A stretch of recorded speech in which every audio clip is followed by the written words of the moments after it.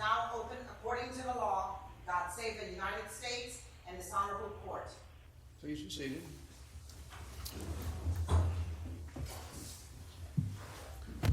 The judge you see on the screen is our presiding judge. Because of potential technical... This meeting is being recorded. Was that you, Judge Elrod? No, I guess not. Because of potential technical problems that you've already seen, I will do the presiding duties to the extent of getting us going here. Welcome to the Fifth Circuit in this postponed set of arguments from New Orleans. We have 4 cases on our docket today. First one is Colony Insurance versus Brandon Wright et al. We'll hear first from Mr. Merkel.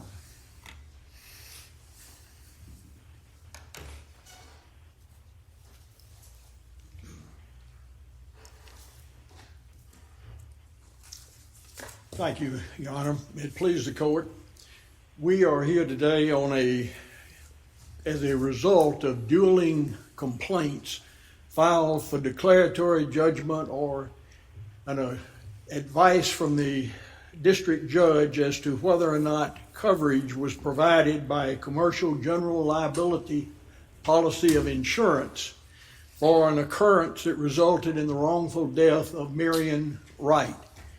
We're here on behalf of the wrongful death beneficiaries of Mr. Wright and as the assignee of the insured V&B International. This case, the material facts are virtually undisputed. They're unique in that they provide an occurrence which is devoid of any questions concerning the liability of the insured. Marion Wright, early in the morning of January 31st of 18, was driving a vehicle towards the Mississippi River on a state road in Claiborne County a little before 7 o'clock. As he came around a curve, a iron pole gate some 20 feet or more in length that blocked the entrance to a private facility on the north side of the road had been allowed to become unlatched and swung completely across the highway. When he came around the curve, the gate, consisting of a long horizontal iron pipe with a brace, swung up over the hood of his car, smashed his windshield, and a piece of the windshield severed nearly decapitated him. He died there on the scene. Claim was made for the wrongful death. The defendant, V&B, reported the claim to its insurance carrier, Colony Insurance, the appellee herein, and they denied coverage. The policy sold was a commercial general liability policy.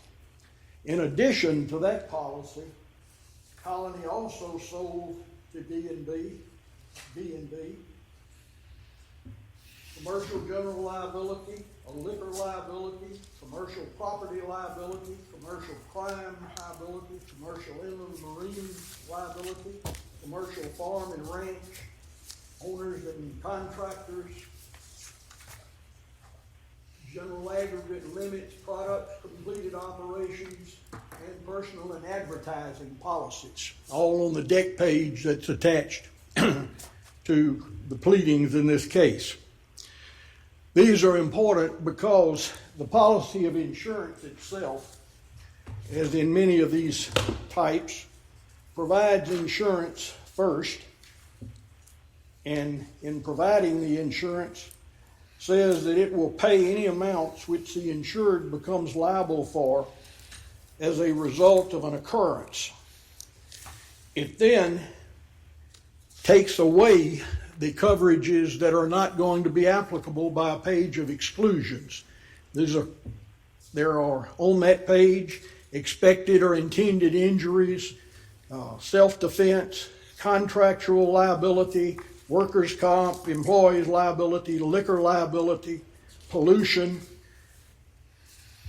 mobile equipment, damage to property, and provision 2G, aircraft, auto, or watercraft exclusion.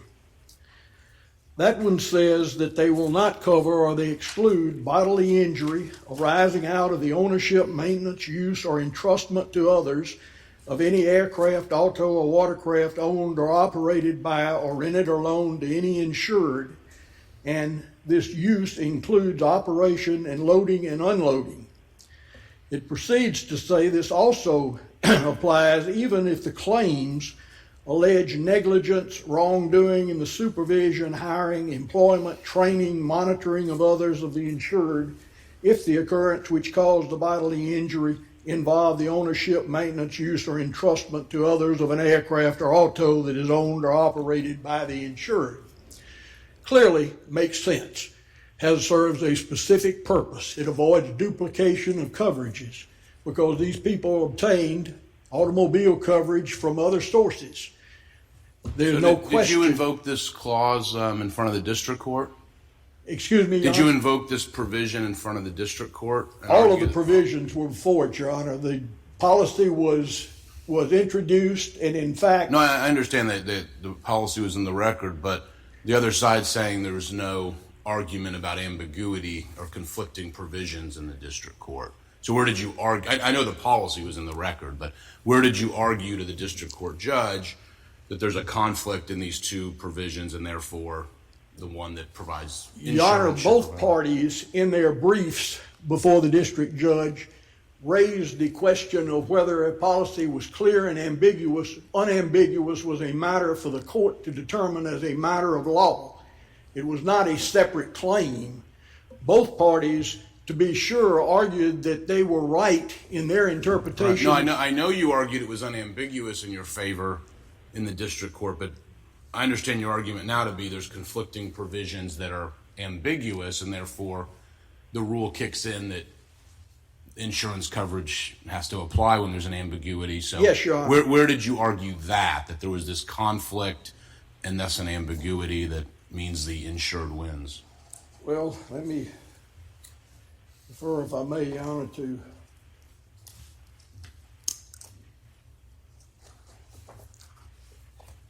the brief that was written on behalf of the Wrights states, and I'm on page 7 of that. You're talking about in the district court? The brief in the district court? Or Yes, here? no, in the district court. All right. I'm reading from page 7 of that. When an insurance policy is plain and unambiguous, a court must construe the instrument like other contracts. Second, it reads the policy as a whole, thereby giving effect to all provisions. Third, it must read an insurance policy more strongly against the policy party drafting the policy and most favorably to the policyholder. Where it deems terms of the insurance policy are ambiguous or doubtful, it must interpret them most favorably to the insured. The policy is subject to two or equally reasonable interpretations. The court must adopt the one giving the greater indemnity to the policy. Right, but I mean, that's just all the background principles. Where did you tell the district court, because of this unmanned aircraft exclusion, there's conflicting provisions, therefore we win? I don't find anything in the briefs that raise that, Your Honor. Now Well, let me ask you more generally, regardless of what could have created the ambiguity, do you accept, as Judge Costa pointed out, it's one thing to set out what the overall principles are. Is there anywhere in the district court, whether it's that brief or someplace, reply brief or something, where you argued for some reason there's an ambiguity and those ambiguities need to be interpreted in our favor?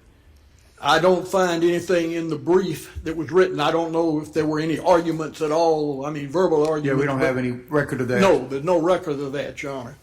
Right. But again, Well, where does that leave you? I mean, we do have the principles. We can't not raise a new issue on appeal that was not presented to the district court in order to show error. So just where do we stand on being able to consider ambiguity? well, I think, Your Honor, the Fifth Circuit in the case of Peags, maybe Pegas, I'm not sure, Morehouse Parish School, 706 Federal 3rd, 735, has said, because the preclusive effect of the law, excuse me, I'm in the wrong place.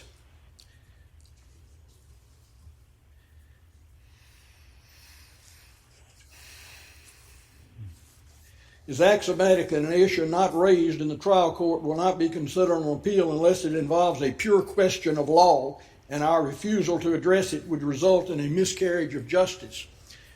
The district court concluded that this was a clear question of law. Both parties argued that it was a clear question of law. Both parties relied on the contract in its entirety. In fact, the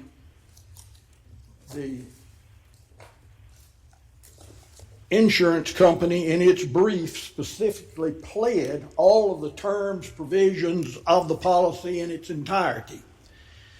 The policy has 3 different provisions within it that address the question that's before the court.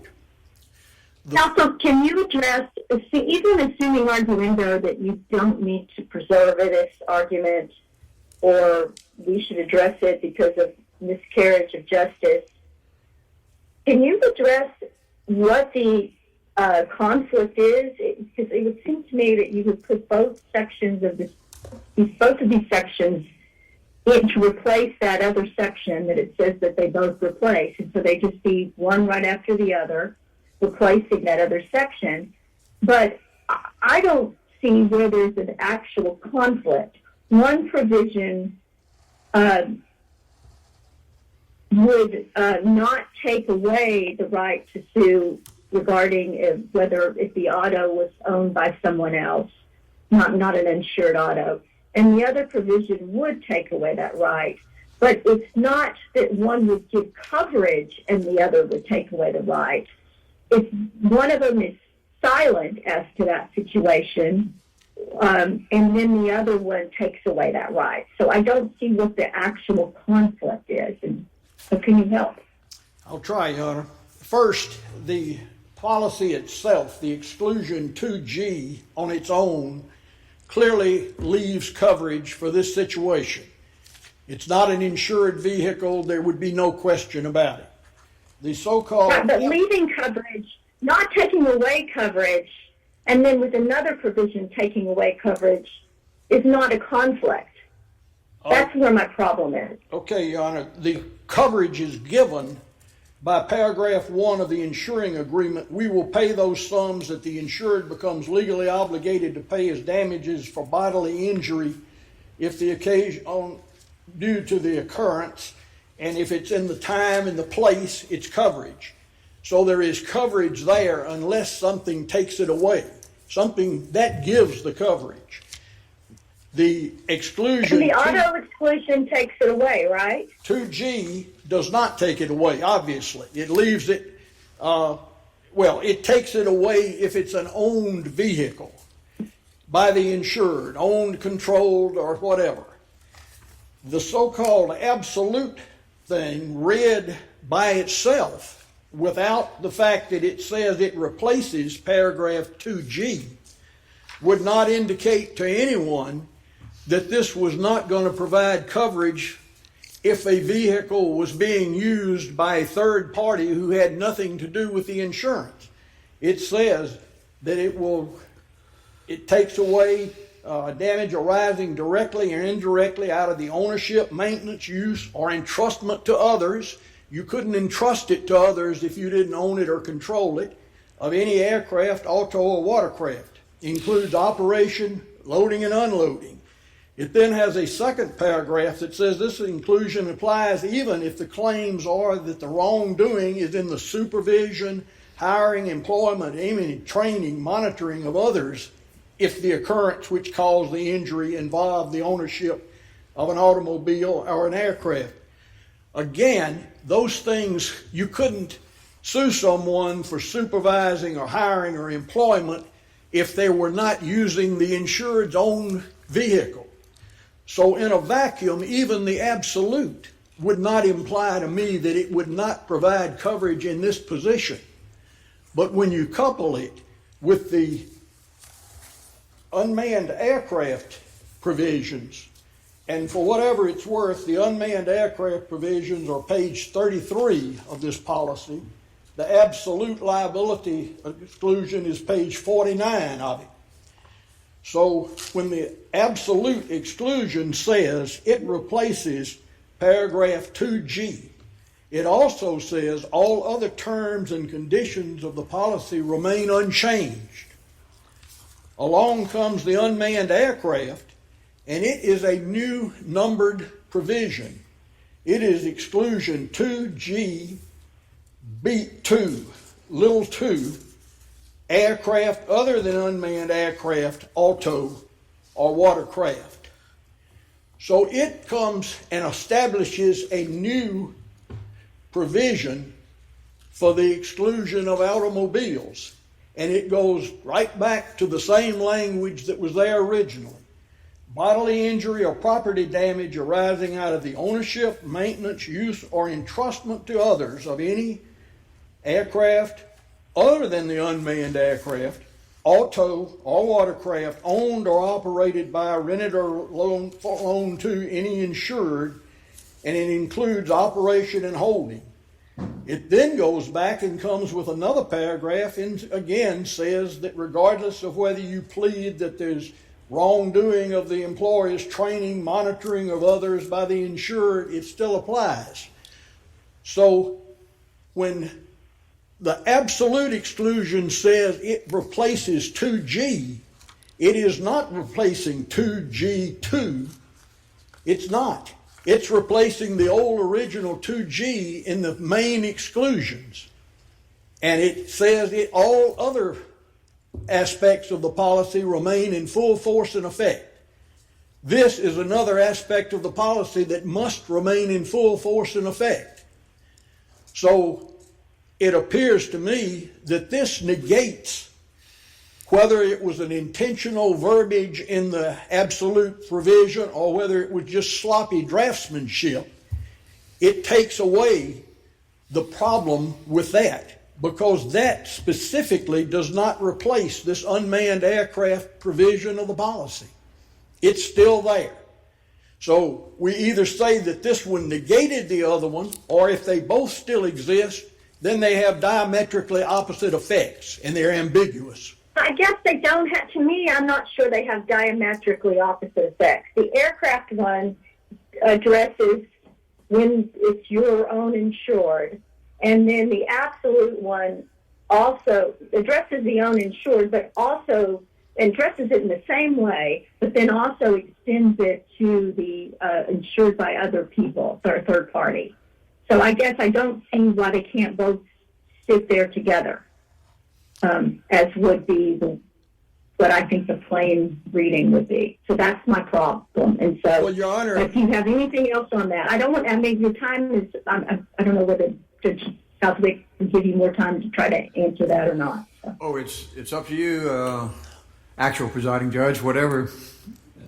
If you have an answer to that, I suggest you offer it, Mr. Merkel, but don't repeat what you said earlier to her question. If I understand your question, Your Honor, the unmanned aircraft replaced the original auto exclusion with new language, new things, a new completely different paragraph that's not even existing.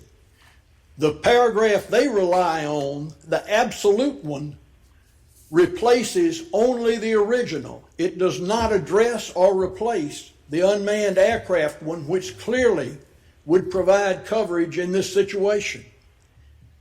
The automobile is not owned by an insured. It wasn't driven by it, wasn't controlled by it. There's no reason for it to be excluded. And the unmanned aircraft thing clearly shows it is not excluded. So if they both are still viable at all, one would disavow coverage, the other one would allow coverage. And that, to me, is an ambiguity or a conflict between those provisions. All right, counsel. Thank you. We'll hear from you again on rebuttal.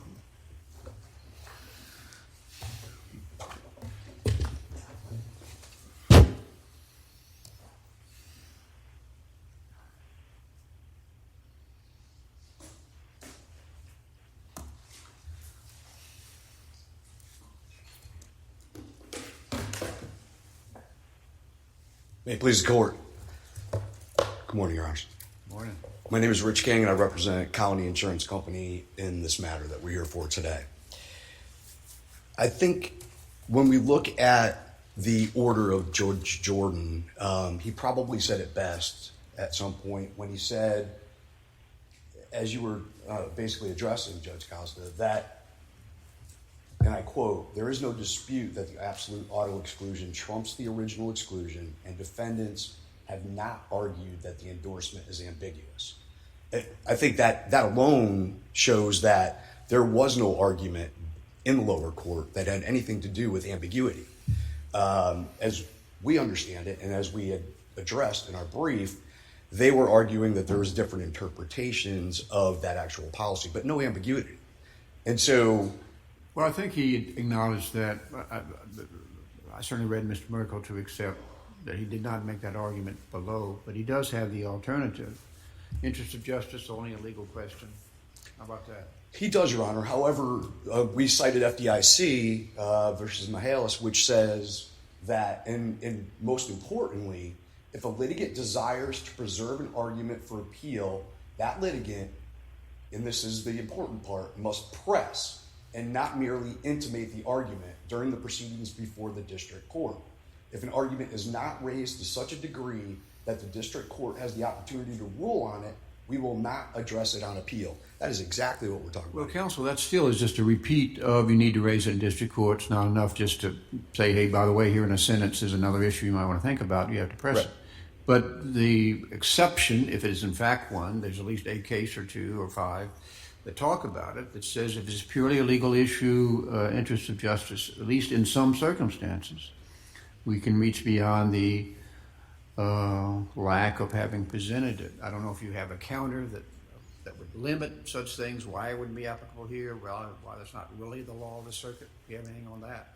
Your Honor, I think I would, again, address FDIC. That almost seems like the wording is exactly what we're talking about. But even if we do... Well, that's not saying whether that was a purely legal question. It's not saying whether it's an interest of justice, what the other factors are. So I think we are, regardless of the voluminous law that says you have to raise it and press it and really make sure the district judge knows what's going on, there are times when we have gotten beyond that. And I'm sure you believe this is not one of those times. I don't know if you have anything more than that. I wouldn't, Your Honor. But I would address, although we believe that FDIC rules, I will address the fact that even Judge Elrod essentially argued that there's no, even if we look at ambiguity, there's no ambiguity amongst these endorsements. We've got an absolute auto exclusion endorsement that clearly takes away the idea that you need any type of ownership by the actual plaintiff in this matter in order to actually basically trigger this endorsement, right?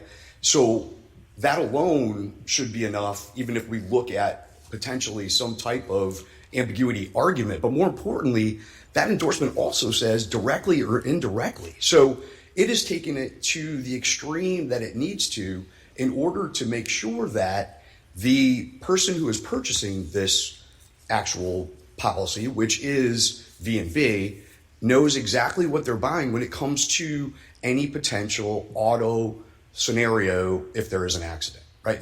That's why that endorsement's there. And I'll also note... So your argument is both endorsements are part of the policy. It's not like Correct. one was later and superseded the other. They're both sitting in the policy. Absolutely, Your Honor. Absolutely. And you know, that again, there is no conflict amongst those two endorsements. And, you know, again, there is no unmanned aircraft involved in this action. So I believe that it's not something that's even in dispute and or triggered because there is no unmanned aircraft. You know, I will also note that Judge Jordan, again... Did you appear in district court? Did yes, you appear? I did. Well, just a correction for Judge Jordan. He's from Mississippi, so he doesn't know how to pronounce it, but it's Judge Jordan. That's what happens when, you know, I'm from New Orleans. Like, yeah. But I would say that Judge Jordan said succinctly in his opinion also that here county offers a straightforward construction because Wright's bodily injuries arose directly or indirectly out of the use of an auto. The absolute auto exclusion applies. And I think that's also important. I heard Mr. Merkel's argument, and when he read that absolute auto exclusion endorsement, He also read that it involved any auto, and any is important, right? That alone tells you that involves any type of auto. So when we don't have that language, if it's read, if the absolute auto exclusion endorsement is read specifically outside of the policy as it's supposed to be, you have any auto that's involved, and it doesn't have to be one that's owned or in any way related to the plaintiff in this matter. And I think that's important, right? Because it doesn't require both portions of those policies in order to make that determination, because it is, quote, any auto, and it's directly or indirectly involved. Beyond that, Your Honors, I think it's also important to note that, we basically have cited, cases such as Sausalito, which have looked at this endorsement. Although that was a Texas case, we noted that in Mississippi, they basically have the same argument when it comes to anything that has to do with their concurrent causation argument that I wanted to make sure that I addressed, that is not followed in the state of Mississippi, and that shouldn't also be anything that this court would actually address in favor of the appellants. I want to go back to something you said earlier, talking about what everyone's calling the aircraft exclusion. Sure.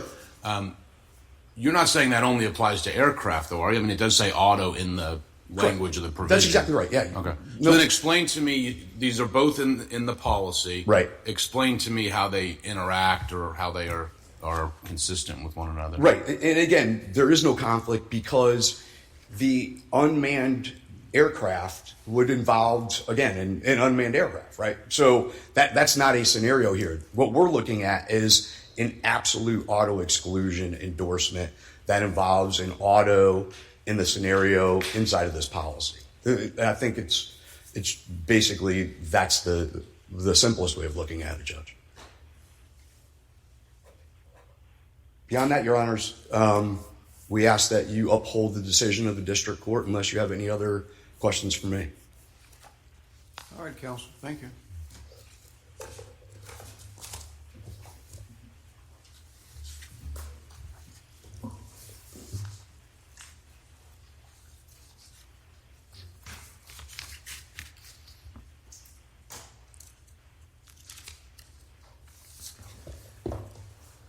Your Honors, if I understood counsel, he's saying now that the unmanned aircraft, because we're not dealing with an unmanned aircraft, is irrelevant. Both of these, all three of these, deal with three different instrumentalities: an auto, a boat. We don't have a boat in any of them, and an unnamed aircraft. But they have the same provisions for all. One is as applicable as the other. There are other authorities other than the Fifth Circuit, one that I read a moment ago, addressing the question of whether the court should entertain the argument, though it was not the specific argument made below.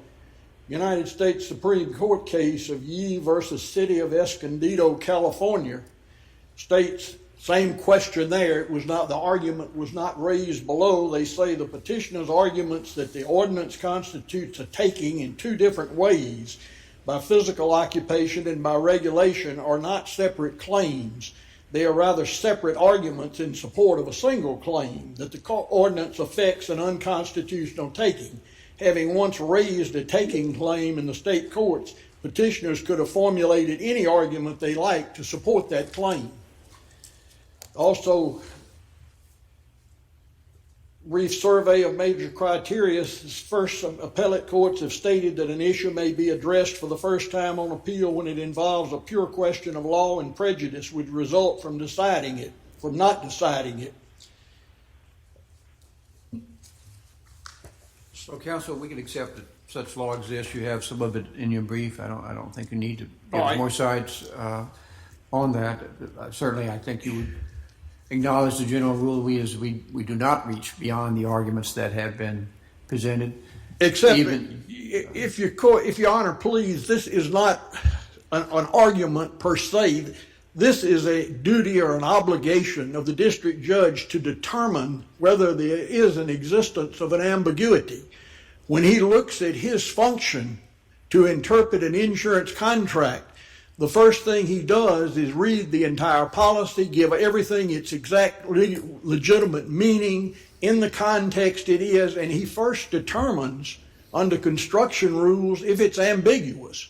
If it's clear and unambiguous, he must interpret it as written. If he determines it's ambiguous, then he goes into the secondary things of finding out what was the purpose of it, what was the context in which it was done, what did the parties who contracted expect to result. And here we have clearly got a matter of law. Judge Jordan so found it was a matter of law. Judge Jordan found that he was looking at the entire contract.